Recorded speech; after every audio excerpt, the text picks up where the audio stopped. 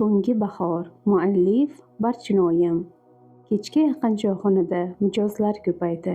Gap-so'zlar ham arzimas mavzulardan tortib, yurtning bugungi ahvoligacha borib taqalardi. Ammo o'sha kuni odamlar o'rtasidagi shivir-shivir boshqacha edi, keskinroq bo'lgandi. Ikki chol choyxo'rlik qilib o'tirganicha ovozlarini pasaytirib gap qila boshladi. Eshitdingmi Jo'raboy? Nimani og'ayni? Xivada kecha oqshom katta bedorlik bo'pti. Zubayrxon chol atrofga qarab oldi. Tovushini yanada pasaytirdi. Ichkilikdan qattiq kasal bo'lib o'libdi deyishyapti. Jo'raboy boshlarini uchirdi. Yo'q, o'libdimi?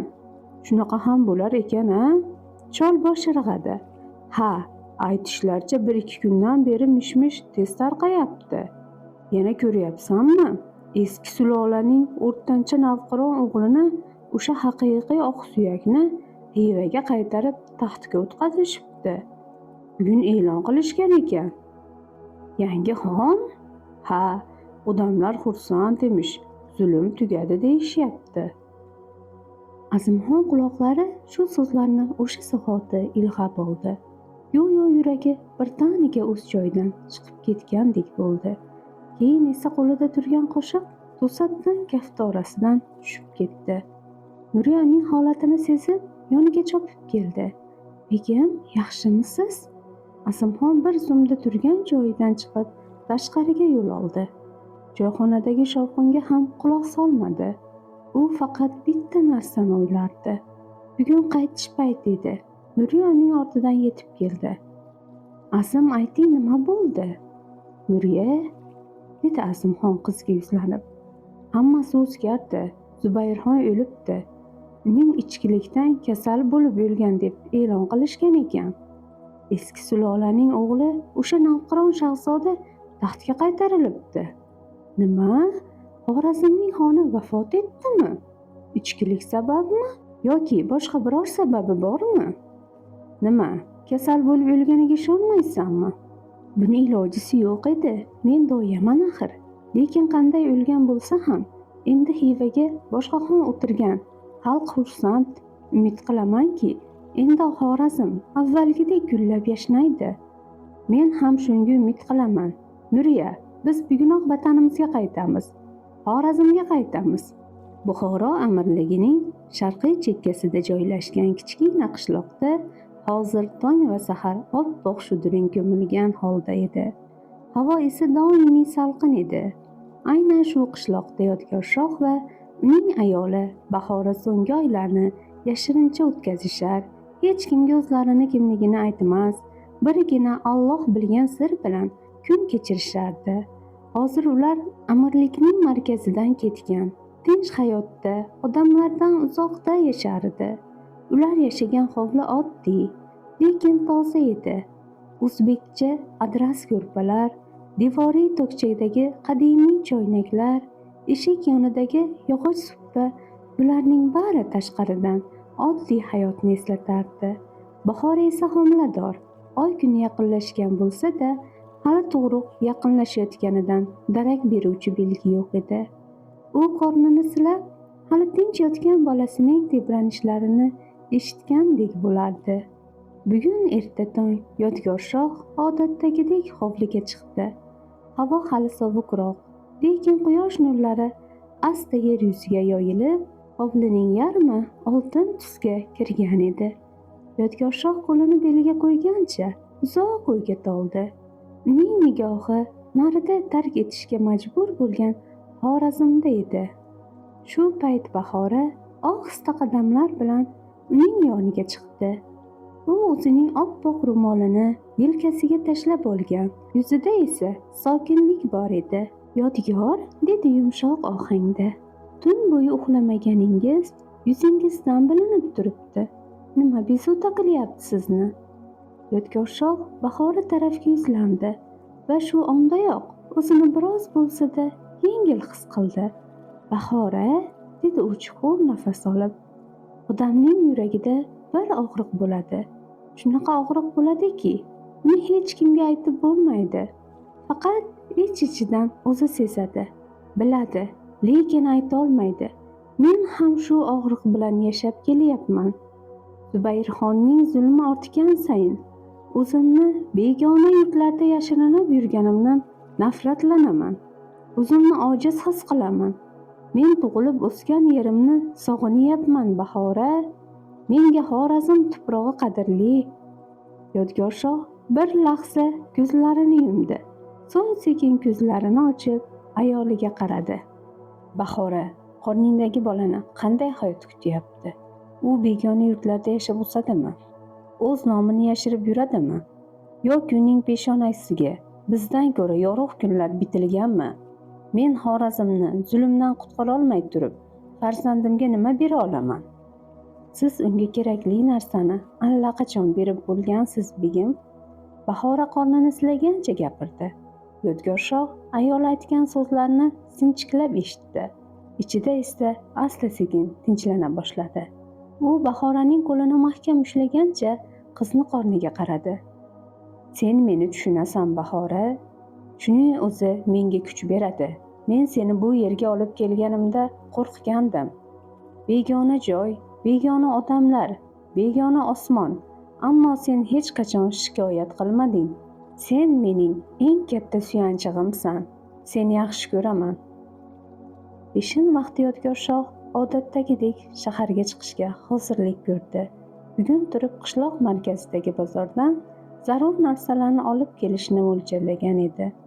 Qishloq bozoriga boruvchi yo'l uzun emasdi, ammo tog' etaklaridan esayotgan muzdek shamol yo'lni sovuq qilardi. Hech bo'lmasdan Yodgorshoh bozorga yetib keldi. Tuyasini ohista haydab borarkan, tevarakdagi odamlardan eshitilayotgan g'ala-g'ovur gaplar qulog'iga chalinardi. Avvaliga e'tibor bermadi, ammo yo'lning o'rtasidan o'tganida ikki cholning suhbatidan qulog'iga chalindi. Eshitdingmi, aka? Dedi ulardan biri past ovozda. Xorazm xoni Zubayr vafot etibdi. Xalq orasida aytishlaricha, uning o'rniga boshqa bir odam chiqibdi taxtga. Bu gap Yodgorshoh joyida tosh qotishiga sabab bo'ldi. U tuyasining jilovini qattiqroq ushlab qo'ydi. Bu rost bo'lishi mumkinmikin? Ammo o'zini gap poylagandek ko'rsatmaslik uchun biror narsa deyishga jur'at etmadi. Har bir qadamda odamlar orasida shu xabar muhokama qilinar. Kimdir Zubayrning zulmi o'ziga qaytdi desa, boshqasi Yangaxon shafqatliroq emish deb quvonch bilan gapirar edi. Yodgorshoh yuragi tobora tez ura boshladi.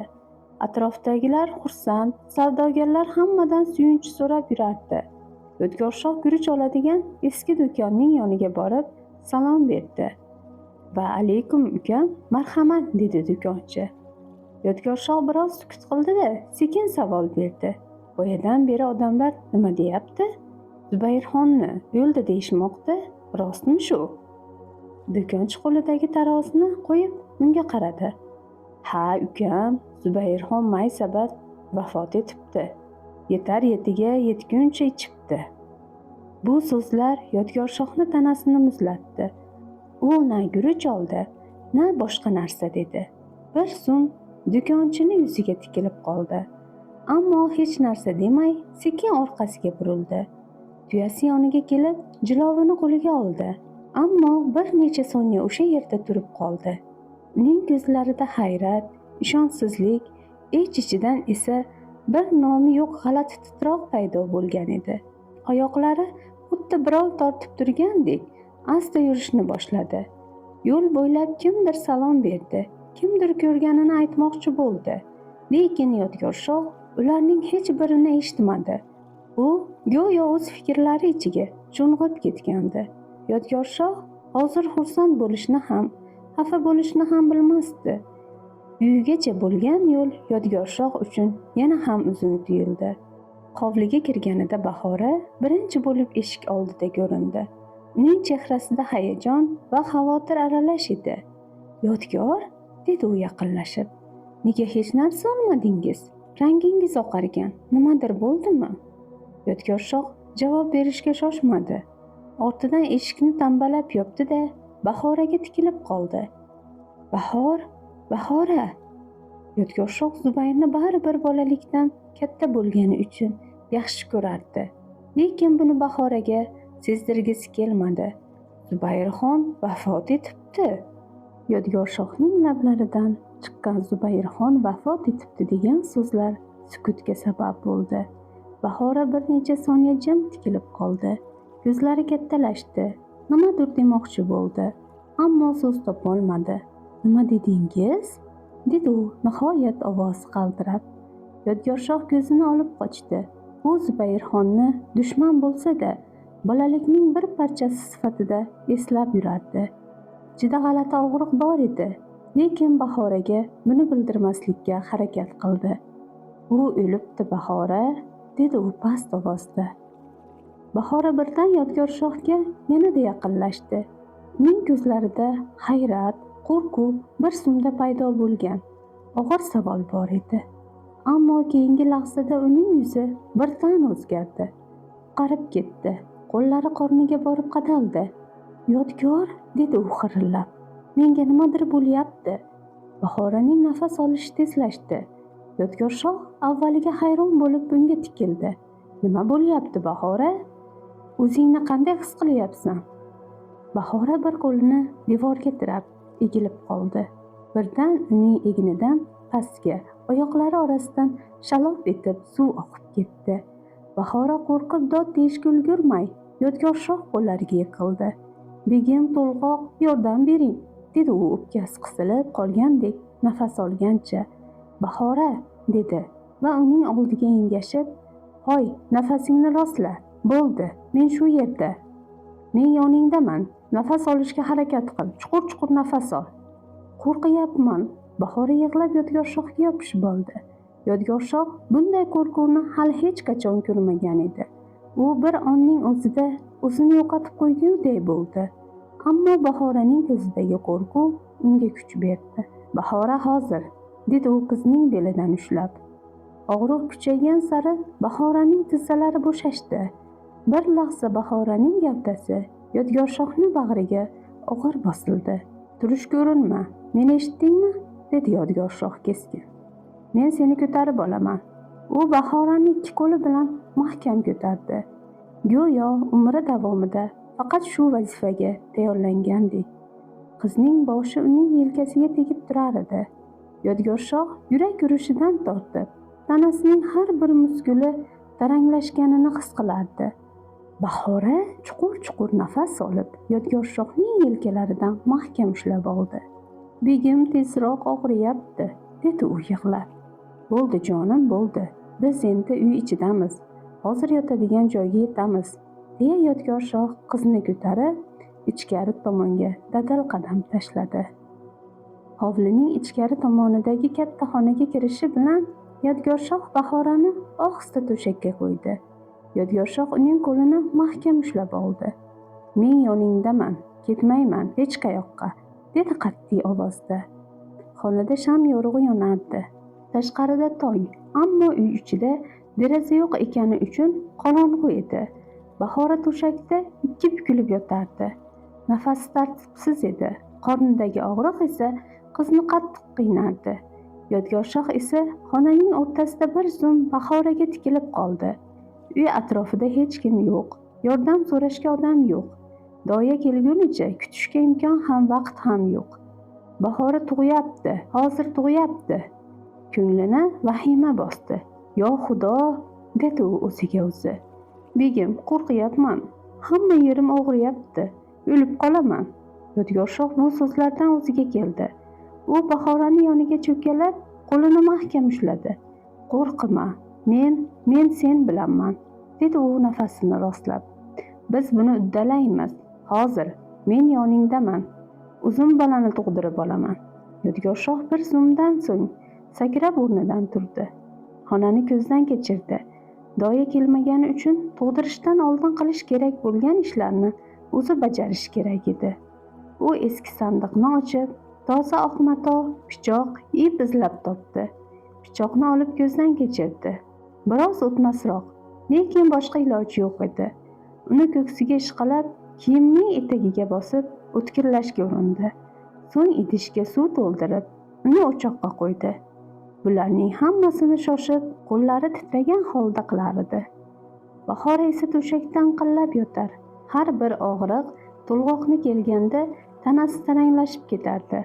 Suv, suv, dedi qiz bechora ingrab. Hozir sabr qil Bahora, aslo kuchanib yuborma. O'qitdingmi, jim yot. Hozir suv beraman, faqat qimirlama.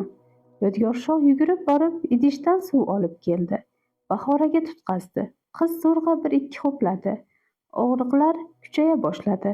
Bahora tizzalarini bukib, belini ko'tarmoqchi bo'ldi. Oyoqlaringni bir-biridan ajrat. Ha, shunday, dedi Yodgorshoh past ovozda. Bahoraning ko'zlari yoshga to'lib Yodgorshohga tikildi. Nafasi tartibsiz edi. Chuqur-chuqur nafas olib dod solgancha yig'lardi. O'lib qolaman. Yo'q. Yodgorshoh Bahoraning yelkalarini qattiq ushladi. Sen o'lmaysan, sen kuchlisan. Shu payt Bahora qattiq baqirib yubordi. Og'riq shu darajada kuchli ediki, qizni butun tanasini zir titratardi. Yodgorshoh uning oyoqlari orasiga qaradi. Bolakayning boshi ko'rina boshlagan edi.